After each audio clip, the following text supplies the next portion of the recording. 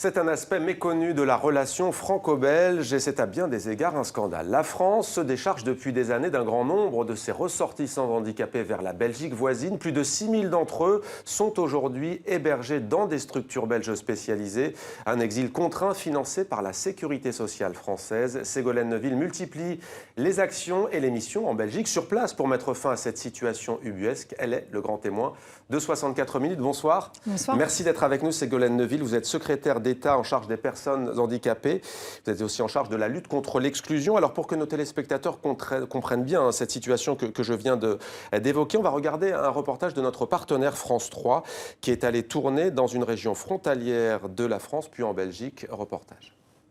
Allez, il est l'heure. Ophélie a 19 ans. Elle est atteinte d'une maladie génétique rare, le syndrome de Rett.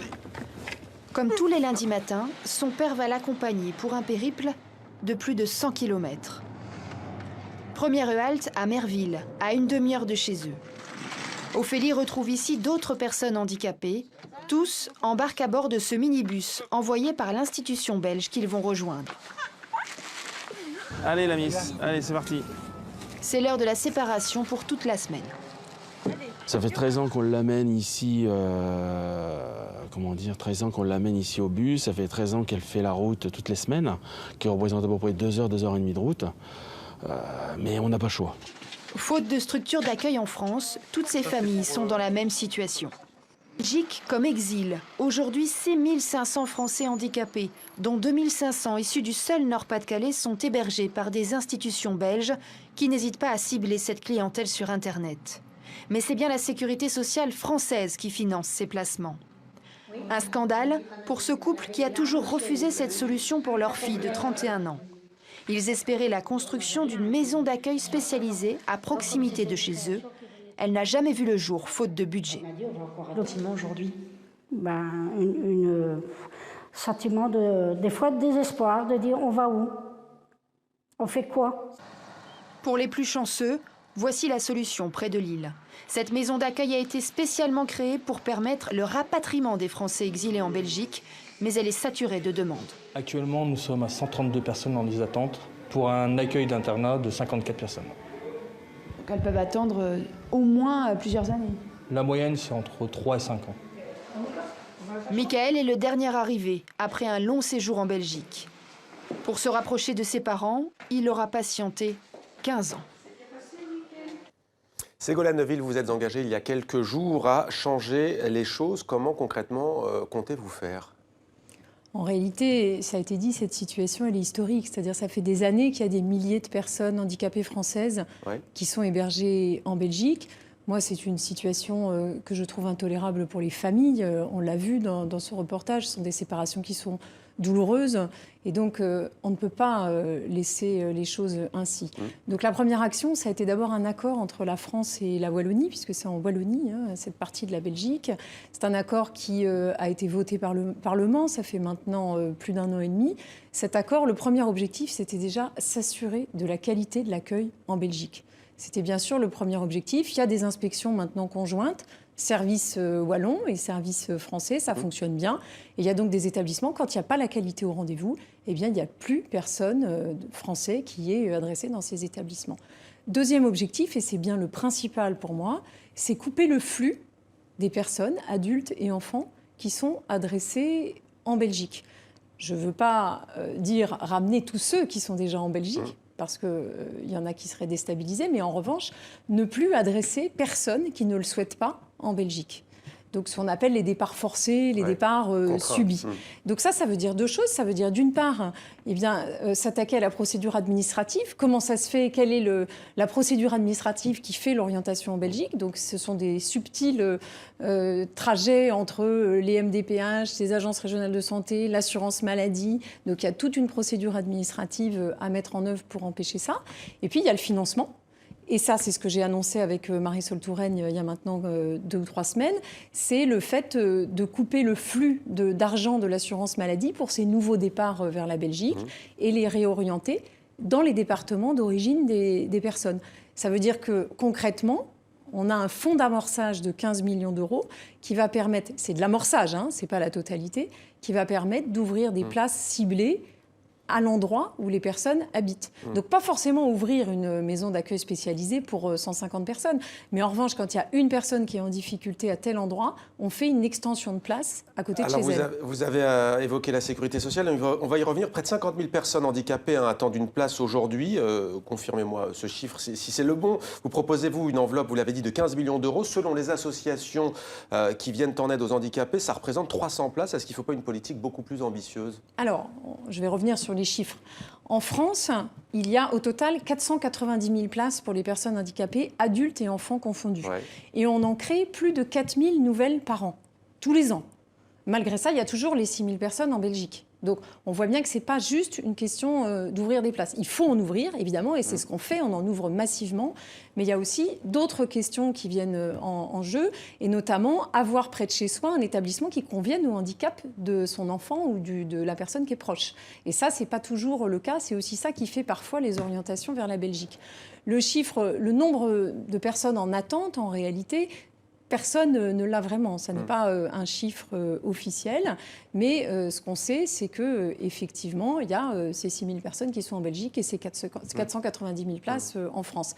Après, il y a un autre chiffre que je veux vous donner, c'est que la totalité de ces places en France financées donc, par l'assurance maladie, c'est 9 milliards d'euros au total. 9 milliards d'euros. Donc les 15 millions, c'est absolument pas l'idée de créer des grands établissements pour les personnes qui sont en Belgique. Mais ça représente combien de places? Les associations disent 300, vous dites combien? Oui, mais c'est un fonds d'amorçage qui va servir pendant quelques mois, puisque en réalité, cet argent, il part en Belgique. Si vous voulez, chaque année, il y a, tout confondu, 150 millions qui partent de l'assurance maladie vers la Belgique. Mais après, il y a aussi de l'argent des départements, parce qu'il y a les conseils départementaux aussi qui orientent vers la Belgique. Et donc, sur ces 150 millions, moi, ce que je veux, c'est stopper les nouveaux. Donc, si vous voulez, il va y avoir de l'argent de l'assurance maladie qui partait en Belgique et qui va être réorienté vers la France. Le 15 millions, c'est uniquement en attendant que cet argent soit réorienté. Donc, c'est vraiment de l'amorçage. Ouais. Dès lors qu'il y aura besoin de plus, au bout de 6 mois que la procédure sera en cours, eh bien, on pourra l'alimenter avec l'argent qui était orienté vers la Belgique. Alors, vous avez évoqué tout à l'heure la Wallonie. Nous sommes en partie francophone de la Belgique. Vous vous êtes rendu à 2 reprises dans cette région du Royaume belge. Comment les autorités locales accueillent-elles votre réforme? Parce qu'il faut bien parler d'une réforme. Quel est l'accueil? Écoutez, tout ça a été fait en concertation, vraiment, avec le gouvernement wallon. J'ai rencontré effectivement à plusieurs reprises d'abord la ministre, puis le ministre des Affaires sociales wallon. Et nous avons convenu ensemble de l'importance de la qualité de l'accueil en Belgique. Et puis nous avons convenu ensemble qu'il y avait quand même s'ils sont minoritaires, des personnes qui partent en Belgique. Il y en a certaines, c'est évidemment pas le plus fréquent, qui y partent par choix. Donc cela, moi, j'ai absolument pas dit. J'ai toujours été pour la liberté de choix. On a vu que c'était devenu un business. Est-ce qu'il n'y a pas des freins à ce que vous voulez mettre en place? Il y a plusieurs types d'établissements, en fait, en Belgique. Il y a des établissements qui sont de grande qualité. Et historiquement, c'est pour ça d'ailleurs qu'il y a des enfants qui sont partis vers la Belgique, notamment pour l'accompagnement des enfants autistes. Ouais. Et puis, il y en a d'autres, comme vous dites, c'est plus des affaires. Et donc, l'objectif des conventions, puisqu'il y a quand même des établissements qui sont conventionnés avec l'assurance maladie, c'est justement d'éviter tout ça. Et par ailleurs, j'ai vu que vous parliez aussi des publicités qui peuvent être faites pour certains établissements. Ça, nous les bloquons aussi. Alors, on a parlé de dizaines de millions d'euros de la sécurité sociale française concernant ces établissements. Drame humain, on l'a vu, vous l'avez constaté vous-même, bien entendu, auprès de ces familles, mais situation économique ubuesque. Mais c'est la raison pour laquelle je veux réorienter cet argent et je suis actuellement en négociation donc, avec l'ensemble des partenaires, assurance maladie, etc. Mais tout le monde est d'accord sur l'objectif. Et donc, depuis des années, cette situation existe et c'est la première fois qu'une décision est prise pour justement stopper ce flux et réorienter vers les agences régionales de santé des domiciles des personnes.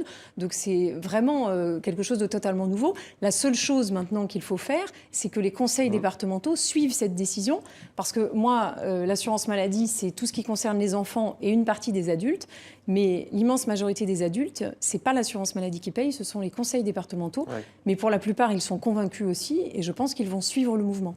Alors le Téléthon approche, ce sera notamment le 5 décembre, le week-end du 5 décembre. Alors au-delà des dossiers qu'on vient d'aborder, Ségolène Neuville, il reste beaucoup à faire en France. Vous avez évoqué l'autisme notamment des enfants. Il reste beaucoup à faire pour faciliter la vie quotidienne des handicapés. Le président français Jacques Chirac avait dit un jour qu'il fallait lancer un grand chantier pour l'accessibilité. Il s'était engagé à le faire. On a l'impression que tout est tombé aux oubliettes depuis cette période. L'accessibilité, c'est effectivement essentiel pour la vie des personnes handicapées. Et ce que nous avons fait depuis cette année, c'est justement relancer l'accessibilité. Parce que il ne s'était plus rien passé en fait depuis plusieurs années. Vous savez qu'on avait dit il faut que tout soit accessible au 1er janvier 2015. Et puis finalement, il n'y avait qu'un tiers des établissements recevant du public qui sont accessibles en réalité au 1er janvier.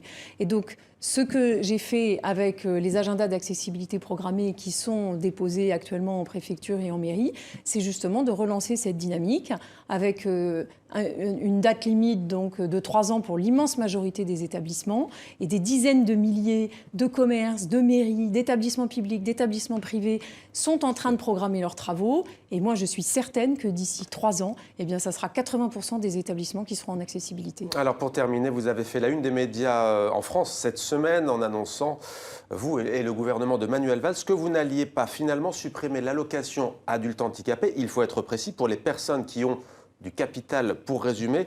Pourquoi cette décision ? En réalité, il n'a jamais été question de supprimer quoi que ce soit. Simplement, il y avait une proposition qui a été faite aux parlementaires et aux associations, qui n'était même pas une proposition législative, parce qu'en réalité, ça n'était pas dans le projet de loi de finances, ça a juste été évoqué. Et il s'agissait d'introduire dans ce qu'on appelle la base ressource, c'est-à-dire les revenus qui sont pris en compte dans le calcul de l'allocation adulte handicapé, les revenus du patrimoine non imposables. Par exemple, vous avez une résidence secondaire, il n'y a pas de revenus si elle n'est pas louée, et donc il était question d'inclure ça, si vous voulez. Et on a bien vu, si vous voulez, que ça avait des conséquences qui étaient néfastes à plusieurs égards, parce que ça empêchait le droit à des compléments de ressources, notamment. Et donc, tout simplement... Certains observateurs disent que le gouvernement a reculé, ce n'est pas votre sentiment ? En réalité, c'était une mesure qui n'était pas prise. Elle était dans les tuyaux. Non, elle n'était pas prise, puisque ce n'est pas une mesure législative. Donc, on l'a évoquée, si vous voulez, au Parlement. Vous la trouvez injuste ? Et on l'a évoqué au Parlement, et finalement, le gouvernement a souhaité prendre en compte les remarques à la fois des parlementaires et de la société civile. C'est la raison pour laquelle j'ai annoncé que nous ne le ferions pas. Ségolène Neuville, secrétaire d'État française en charge des personnes handicapées et de la lutte contre l'exclusion. Merci à vous d'avoir répondu à nos questions. On suivra bien entendu ce dossier des handicapés français qui sont contraints d'aller en Belgique dans des établissements spécialisés. Merci à vous. Merci.